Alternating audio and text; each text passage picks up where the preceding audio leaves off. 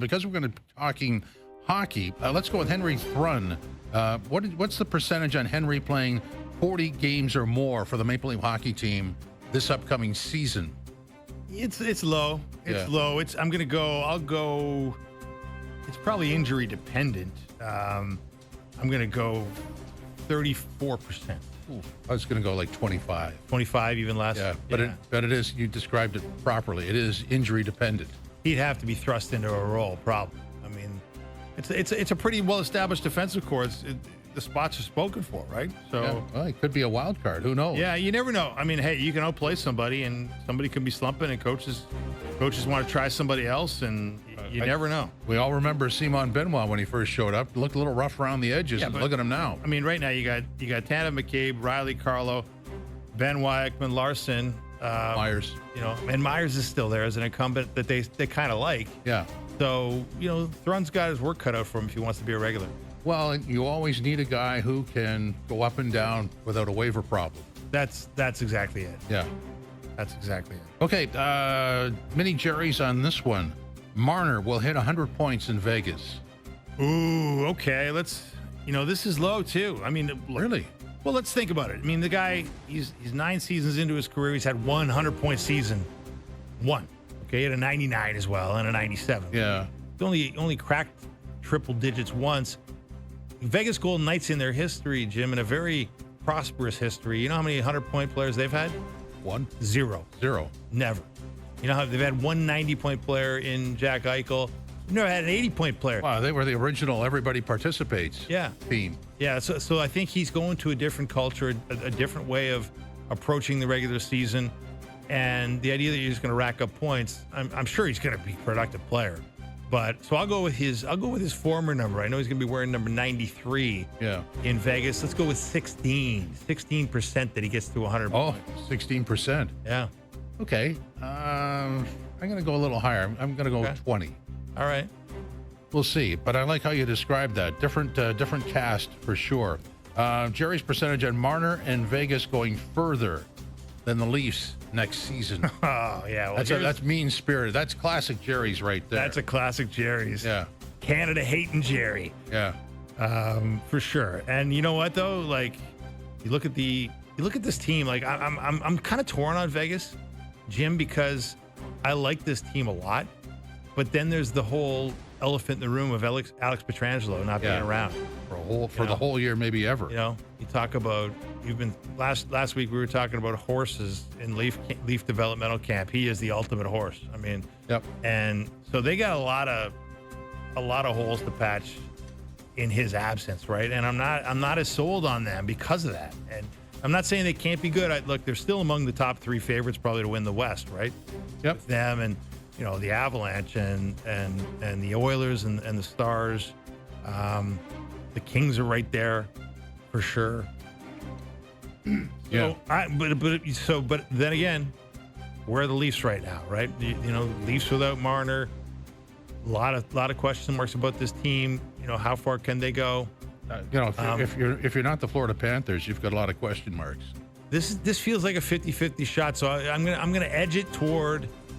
I'm going to edge it toward the Golden Knights going a little deeper. Oh. I'm going to go 51%. Okay, I'm going to go 45%. I think the Leafs could, I don't know how they're going to do it, but I think they're going to find a way. The question would be, at what round do they play Florida? Well, that is a big factor, isn't it? That's the brick wall. Exactly. Yeah, that is the brick wall. Maybe they'll find some magic without Mitch.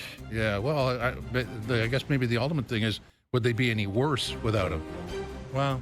If you're talking about playoff runs, they really couldn't be, could they? Well, he was. I mean, look, we've documented the lack of production in games 5, 6, and 7s through his career.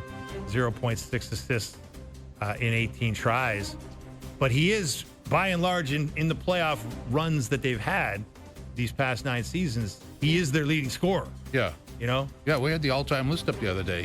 He's not too bad. Yeah, so I mean, he did provide a lot of in games 1 through 4, been very, very, very productive, obviously. So you need to have production in 1 through 4 to get to 5, 6, and 7. So there is that. They're going to be missing him clearly, but maybe it'll just be a different. GMs and coaches are always looking for the mystery of chemistry, right? And maybe Yeah. just one piece out of the equation, more of a collective kind of feeling in the room where everybody's a little more involved than they were before because there's no longer a core four. Maybe that'll be the thing that kind of changes it for the good or for the bad. Who knows? It's going to go one way or the other, isn't it? Right. All right, joining us on the Maple Toyota Hotline is Craig J. Button. Mr. Button, how are you today? I'm very good, Jim. How are you? Good. Pretty happy, and just trying to. When I look at the Leaf puzzle, I know there's a couple of pieces missing, but it is what it is. Where are you on all this? Well, I mean, I just was listening to Dave talk, and it's going to be different. There's no question. You take out Mitch Marner from your equation. You start to try to think about how it'll all look when it's pieced together. That's the task right now that faces Brad Treliving and his management group. They knew it was going to be different. They know that they have a team that's a good, solid team, but they need to do some work. They need to add some players, and who it is, what it is. You need to. I always say this about the Stanley Cup playoffs.